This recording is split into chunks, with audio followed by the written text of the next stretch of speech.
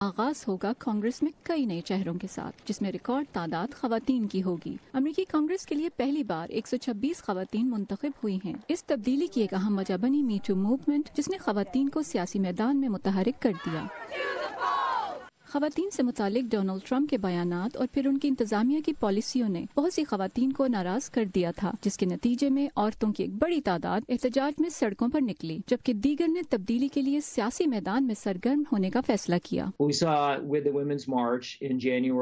جنوری 2017 میں خواتین کے مارچ سے ہم نے خاص طرح کی قوت کو ابھرتے ہوئے دیکھا۔ اس سے بالخصوص خواتین کی توجہ ایک نقطے پر مرکوز ہو گئی، صدر ٹرمپ کی جانب سے خواتین مخالف بیانات اور سوچ کے خلاف۔ اور پھر مختلف شعبوں سے تعلق رکھنے والی نمایاں شخصیات کے ہاتھوں خواتین کے جنسی ہراس کے کئی واقعات سے میڈیا نے پردہ اٹھایا تو ہلچل مچ گئی اور خواتین کے غم و غصے کو مزید تقویت ملی۔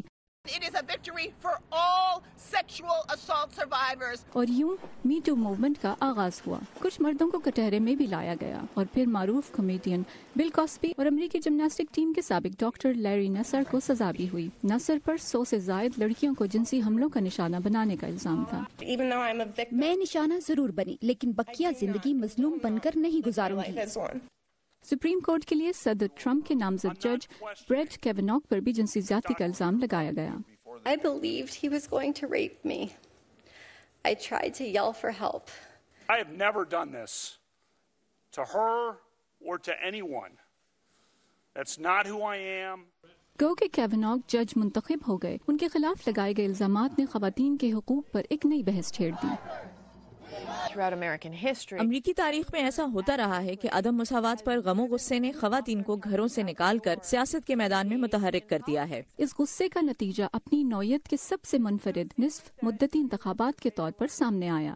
ووٹروں کو ایسے افراد کے چناؤ کا موقع ملا جو حقیقتاً ان کی اور امریکیوں کی نمائندگی کرتے ہیں۔ پہلی بار بیلٹ پر مختلف مذاہب، عقائد اور قومیتوں سے تعلق رکھنے والے افراد بہت نمایاں تھے۔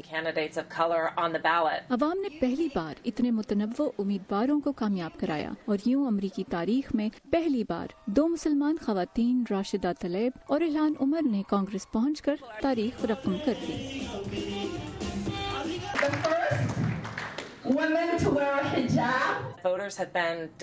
جس طرز سے حکومت چلائی جا رہی تھی، اس سے ووٹر کئی سالوں سے متنفر تھے، جیسے برسوں سے وہی پرانے چہرے بار بار سیاست میں نظر آتے رہے۔